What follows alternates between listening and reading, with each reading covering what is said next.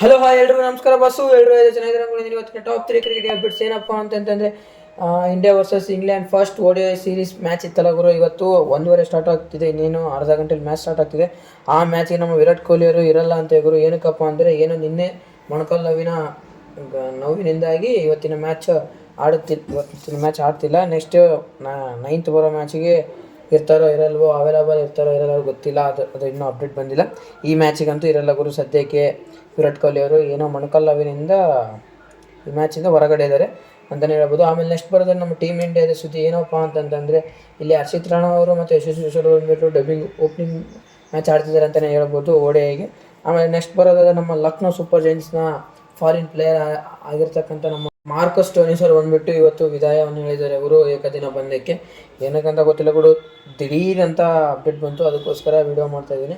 ಏಕದಿನ ಪಂದ್ಯಕ್ಕೆ ಅವರು ವಿದಾಯವನ್ನು ಹೇಳಿದ್ದಾರಂತೆ, ಏನಕ್ಕಂತ ಗೊತ್ತಿಲ್ಲ. ಚೆನ್ನಾಗಿ ಆಡ್ತಿದ್ರು ಅವರು, ಇನ್ನೂ ಒಂದು 5 ವರ್ಷ ಆಡ್ಬೋದು ಆಗಿತ್ತು ಅಂದ್ಕೊಂಡಿದ್ದೀನಿ. ಮಾರ್ಕಸ್ ಸ್ಟೋನಿಸ್ ಅವರು ಬಂದುಬಿಟ್ಟು ಏನಕ್ಕೆ ಥರ ಮಾಡೋದು ಗೊತ್ತಿಲ್ಲ. ಅವ್ರು ಚಾಂಪಿಯನ್ಸ್ ಟ್ರೋಫಿಗೆ ಅವೈಲೇಬಲ್ ಇದ್ದಾರೆ ಆಸ್ಟ್ರೇಲಿಯಾದಿಂದ. ಇಷ್ಟೇ ಗುರು ಇವತ್ತಿನ ಟಾಪ್ 3 ಕ್ರಿಕೆಟಿಂಗ್ ಅಪ್ಡೇಟ್ಸ್. ಇನ್ನು ಯಾರಾದರೂ ನಮ್ಮ ಚಾನಲ್ ಸಬ್ಸ್ಕ್ರೈಬ್ ಆಗಿಲ್ಲ ಅಂದರೆ ಪ್ಲೀಸ್ ಸಬ್ಸ್ಕ್ರೈಬ್ ಆಗಿ, ಲೈಕ್ ಮಾಡಿ, ಶೇರ್ ಮಾಡಿ ಅಂತ ಹೇಳ್ತಾ